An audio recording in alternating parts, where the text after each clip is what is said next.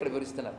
తథావిధాని స్థానాన్ని సహస్రాని మహీతలే, అలాంటి స్థానములు వేల కొలది ఉన్నాయి పరమేశ్వరునికి. అయినప్పటికీ తేషు వాటిలో తిల్లవనం దివ్యం, తిల్లవనం అనేదాన్ని చెప్తున్నాను అంటే ఇది తప్ప మరేది కాదా. మళ్ళీ రేపు మీరు కాశీ గురించి చెప్పమంటే దీనికి తప్ప మరొకటి లేదని మళ్ళీ నేనే చెప్తాను. ఎందుకు ఇలా చెప్పారు అంటే ఈ జీవుడు ఇక్కడికి వెళ్ళి దీనివల్ల ధరిస్తాడు. నువ్వు దేని యందు ఏకాగ్రంగా ఉన్నా ధరించుతావు. కనుక కొంతమంది ఒక క్షేత్రాన్ని ఆశ్రయించి ధరించిన వాళ్ళు కనిపిస్తారు. రమణ మహర్షి అరుణాచలంలోనే ధరించిపోయాడు, అన్నమయ్య తిరుమలలోనే ధరించిపోయాడు, గురువాయూరప్ప దగ్గరే నారాయణ భట్టాత్రి ధరించాడు. ఆయన అది తప్ప మరొకట్లేదు.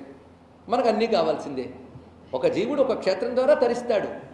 ఆ జీవుడి వల్ల ఆ దేవుడు ప్రసిద్ధి పొందుతాడు, ఆ దేవుని వల్ల ఈ జీవుడికి కీర్తి లభిస్తూ ఉన్నది. అందుకే అన్నమయ్య అన్నాడు, పూని నా వల్లనే కీర్తి పొందేవులు అన్నాడు. వెంకటేశ్వరి కీర్తి అంటే ఈయన వల్ల వచ్చింది. మంచిదే, ఇలా అనుకోవడం తప్పేమీ లేదు. అలాగా ఆ జీవుడికి ఆ క్షేత్రానికి అనుబంధం ఉంటుంది. ఇది కూడా మనం తెలుసుకోవాల్సింది. దేశ తిల్లవనం దివ్యం తపోవృద్ధికరం మహత్ సర్వైరపి పురాణైస్ తదుత్తమం పరికీర్తితం. పురాణములన్నింటిలో కూడా దాన్ని ఉత్తమం అని చెప్పారు. ఎందుకంటే అందులో ప్రధానంగా ఉన్న విశేషం ఒకటి ఉన్నది.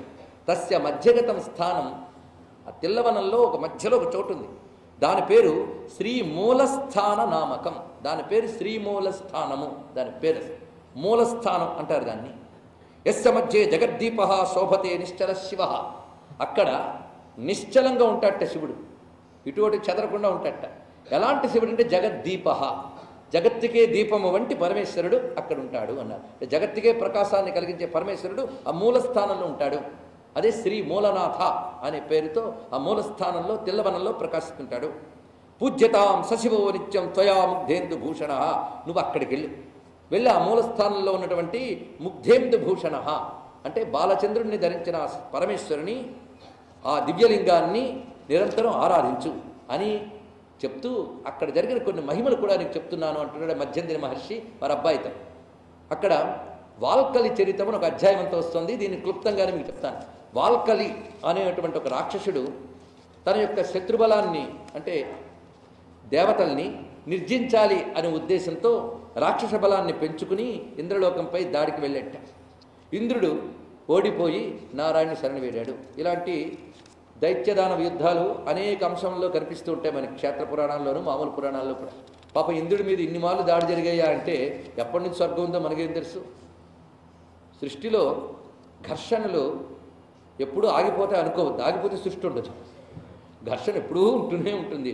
సృష్టి మొదలైన దగ్గర నుంచి ఎప్పుడూ ఏదో ఒక పేరుతో కొట్టుకోవడం, దేవదానవుల పేరుతోనో లేకపోతే మంచి చెడు పేరుతో కొట్టుకోవడం ఉంటూనే ఉంటుంది. సృష్టి యొక్క లక్షణం అది. మరీ ప్రాణాంతకం కాకుండా చూసుకోవడమే మనం చేసేది. ఘర్షణ అనేది తప్పదండి సృష్టిలో, ఎప్పుడూ ఉంటూ ఉంటుంది. అయితే కొంతకాలం పీస్ఫుల్గా నడుస్తుంటే తర్వాత మరెవడో లేస్తుంటాడు, వాడిని మళ్ళీ కొట్టి క్లియర్ చేస్తూ ఉండాలి.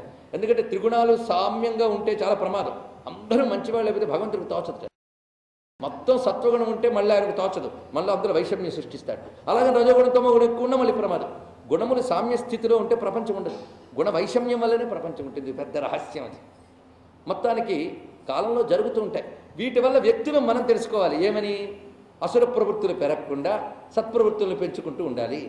కనుక దైత్యులు దేవతల్ని ఏడిపించారు, దేవతలను నొక్కేశారు అంటే మనలో ఉన్న అసుర ప్రవృత్తులు మంచి ప్రవృత్తులను దెబ్బతీశాయి. మొత్తానికి వాల్కలి అనేటువంటి రాక్షసుడు ఎప్పుడైతే ఈ విధంగా దేవబలాన్ని క్షీణింపజేశాడో అప్పుడు నారాయణను మొరపెట్టుకున్నాడు. ఆయన వీళ్ళు యథాప్రకారం స్థితికారకుడైన నారాయణుడు ఒక మాట చెప్పేట, నీ తపశ్శక్తి క్షీణించింది, వెళ్ళి తపస్సు చేయాలంటే. ఇది కూడా గుర్తుపెట్టుకోండి.